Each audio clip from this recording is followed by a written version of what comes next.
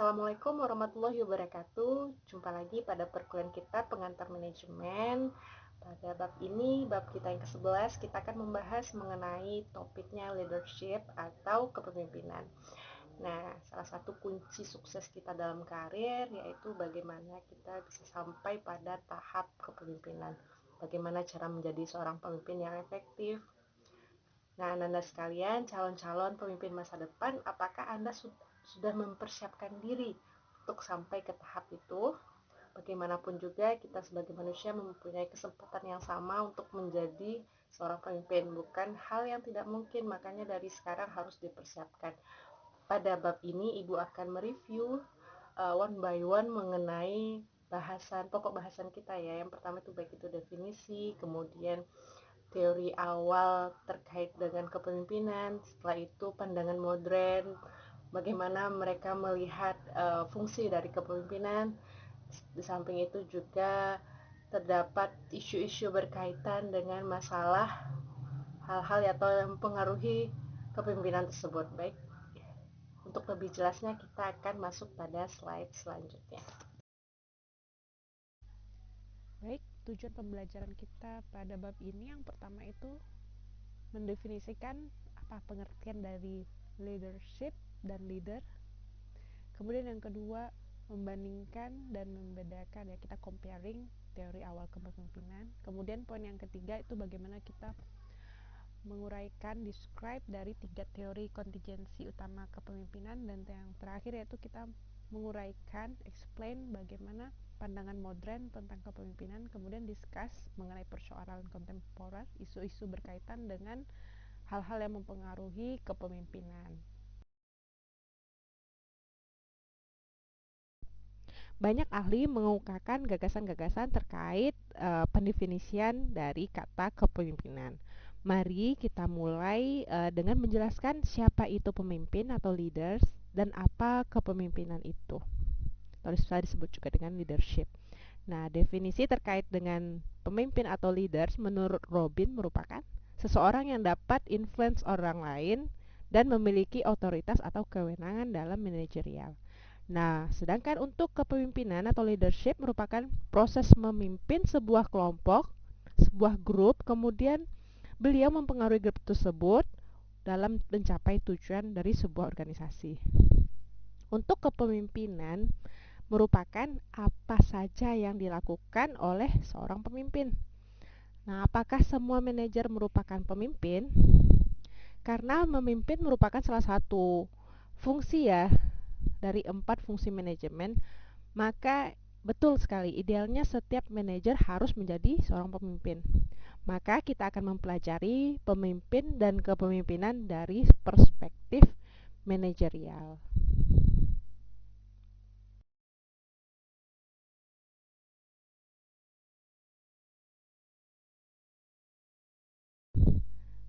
Fokus dari riset kepemimpinan pada tahun 1920-an hingga 1930 yaitu terletak pada bagaimana researchers ini memahami sifat dari pemimpin, yaitu based on karakter yang dapat membedakan antara pemimpin dengan non-pemimpin. Kemudian sifat-sifat yang dipelajari meliputi fisik, kemudian penampilan, golongan sosial, stabilitas ekonomi, kelancaran dalam berbicara, kemudian kemampuan dalam bersosial. Nah, penelitian terakhir dari sifat kepemimpinan, beliau menemukan terdapat 8 sifat yang berkaitan dengan kepemimpinan yang efektif. Tabel ini memperlihatkan terdapat 8 sifat berkaitan dengan kepemimpinan yang efektif. Kemudian Ibu uraikan ya satu persatu. Poin yang pertama itu penggerak, drive, di mana pemimpin menunjukkan tingkat usaha yang tinggi, effort yang sangat tinggi. Mereka memiliki keinginan yang relatif tinggi terhadap keberhasilan perusahaan, kemudian ambisius terhadap suatu target atau misi, kemudian memiliki banyak energi, tidak kenal lelah dalam aktivitasnya, dan menunjukkan inisiatif yang tinggi terhadap hal-hal yang baru. Kemudian yang kedua itu hasrat untuk memimpin, desire to lead. di mana pemimpin memiliki hasrat yang kuat untuk mempengaruhi dan memimpin orang lain, sehingga mereka menunjukkan kemampuan untuk menerima tanggung jawab. Yang ketiga itu kejujuran, honesty and integrity, di mana pemimpin itu membangun hubungan terpercaya dengan karyawan dengan cara yang jujur dan tidak melakukan hal curang, dengan menjaga konsistensi ya antara lisan dengan perbuatan. Poin yang keempat, kepercayaan diri atau self confidence, di mana karyawan sering mencari pemimpin yang tidak ragu-ragu baik dalam pengambilan keputusan, kemudian sasaran-sasaran yang harus dicapai, maka mereka menginginkan ya seorang pemimpin yang menunjukkan kepercayaan diri yang tinggi. Untuk yang kelima itu kecerdasan atau intelligence. Pemimpin harus cukup cerdas agar dapat mengumpulkan, menyatukan, menafsirkan banyak informasi. Karena mereka harus dapat menciptakan visi, kemudian melakukan problem solving terkait dengan masalah-masalah atau isu tertentu, dan bagaimana mereka mengambil keputusan yang tepat. Maka perusahaan membutuhkan seorang pemimpin yang memiliki sifat kecerdasan atau intelligence. Yang keenam, pengetahuan yang relevan mengenai pekerjaan. Job relevant knowledge. Pemimpin yang efektif ini memiliki tentunya lah harus memiliki pengetahuan tingkat tinggi mengenai perusahaan yang mereka pimpin dan permasalahan teknis terkait dengan hal itu. Nah, dengan pengetahuan yang mendalam, pemimpin ini dapat membuat keputusan terbaik. Bagaimana memecahkan masalah dengan jalan yang baik, kemudian memahami implikasi dari keputusan tersebut. Jadi ketika mereka mengambil langkah A, maka efeknya untuk perusahaan seperti ini. Nah, itu sudah digambar ya, sudah tergambar dari pemimpin tersebut karena mereka memiliki pengetahuan yang relevan mengenai pekerjaan mereka. Untuk yang ketujuh itu ekstraversi, yaitu pemimpin yang energik dan penuh semangat. Suka bergaul, kemudian bersikap tegas dan jarang sekali berdiam diri. Untuk yang kedelapan itu pronouns to guilt itu rawan terhadap rasa bersalah. Maksudnya di sini rawan rasa bersalah berhubungan positif ya dengan efektivitas pemimpin karena menghasilkan rasa tanggung jawab yang kuat untuk orang lain. Jadi apapun keputusannya ada sisi lain yang mereka rasakan, yaitu ketika keputusan A diambil maka implikasinya apakah keputusan A ini ada berefek buruk terhadap orang lain atau tidak. Maka ada perasaan ya, rasa rawan terhadap rasa bersalah. Tapi ini juga memiliki dampak positif terhadap keefektivitasan kepemimpinan.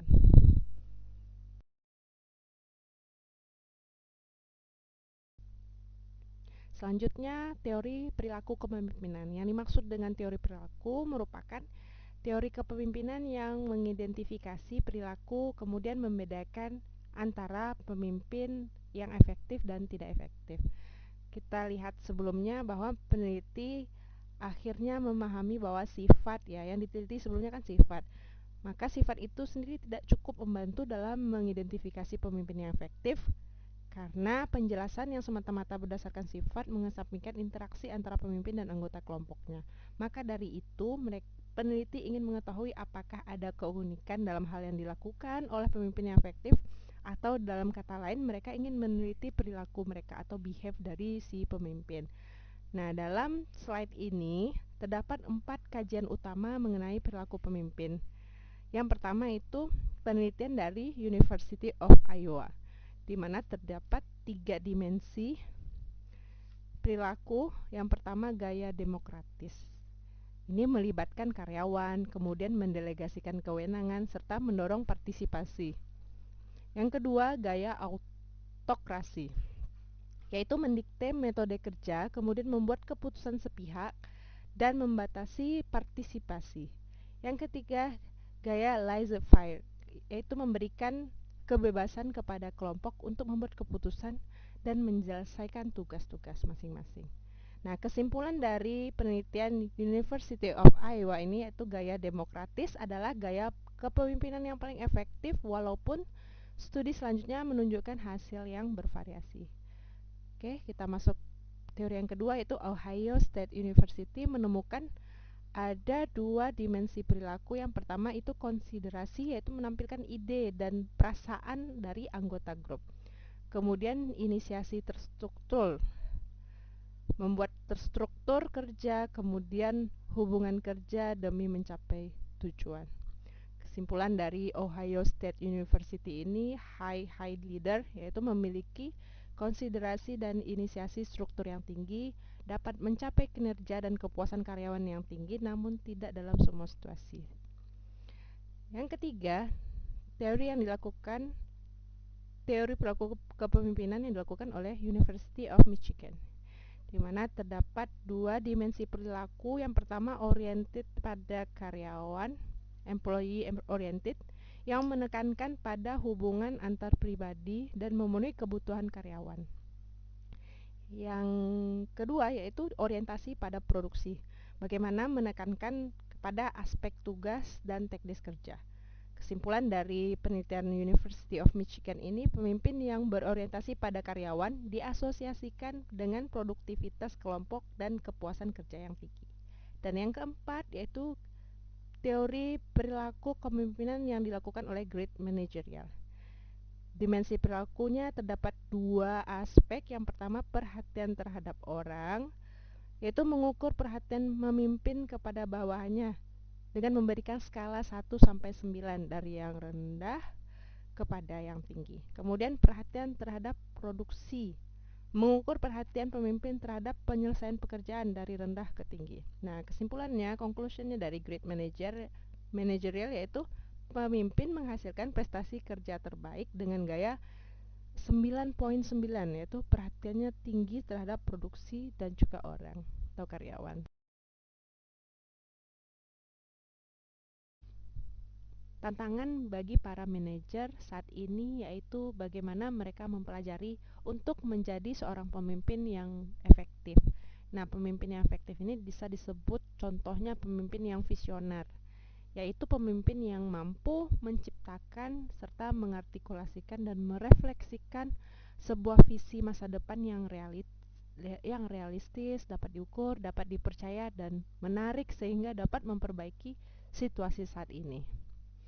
Nah, pada diagram ini terdapat peran pemimpin tim, yaitu poin yang pertama yaitu sebagai pelatih, kemudian yang kedua penghubung bagi konstituen eksternal, yang ketiga sebagai pemecah masalah atau troubleshooter, yang keempat sebagai manajer konflik.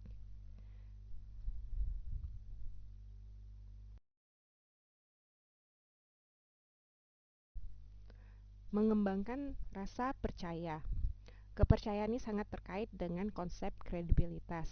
Bahkan kedua terminologi ini dapat saling bertukar fungsi. Rasa percaya atau trust didefinisikan sebagai keyakinan di dalam integritas, karakter, dan kemampuan seseorang dalam memimpin.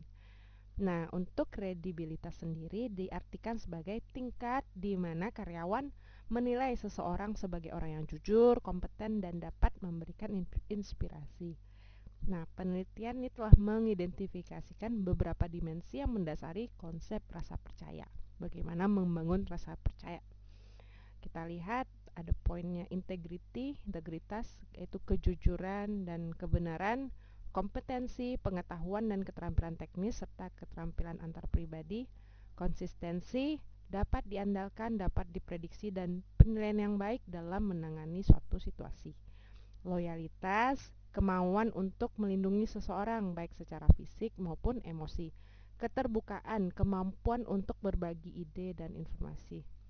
Dapat kita lihat dalam tabel ini ada poin keterbukaan, kemudian adil, mengatakan apa yang kita rasakan, jujur, menunjukkan konsistensi, tepat janji, menjaga kepercayaan diri, kemudian menunjukkan kompetensi.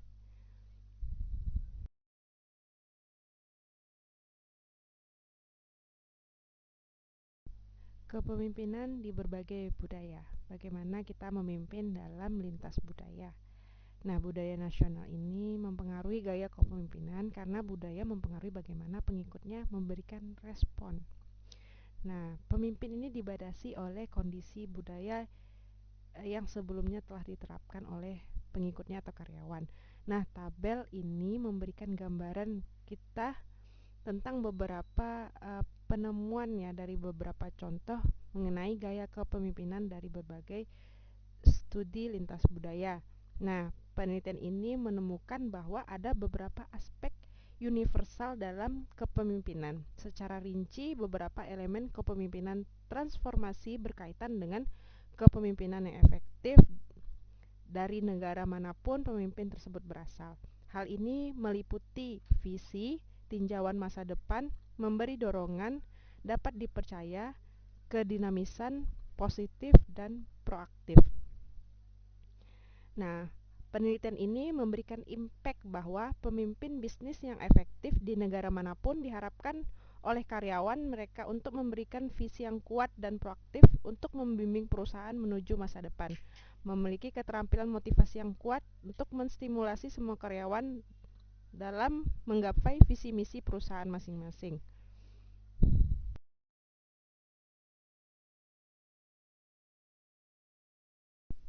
Selanjutnya, group assignment ini berupa makalah, di mana dalam satu makalah terdapat dua soal. Soal yang pertama itu Ananda pilih satu organisasi atau perusahaan, kemudian describe bagaimana gaya kepemimpinan yang beliau gunakan, serta Ananda evaluasi gaya yang digunakannya. Kemudian soal yang kedua, pilih 3 orang yang Ananda anggap sebagai pemimpin yang efektif. Kemudian buat daftar karakteristiknya yang membuat Ananda berpikir bahwa mereka pemimpin yang efektif. Sekian ya perkuliahan kita pada hari ini. Ibu tutup dengan mengucapkan alhamdulillahirobbilalamin. Assalamualaikum warahmatullahi wabarakatuh.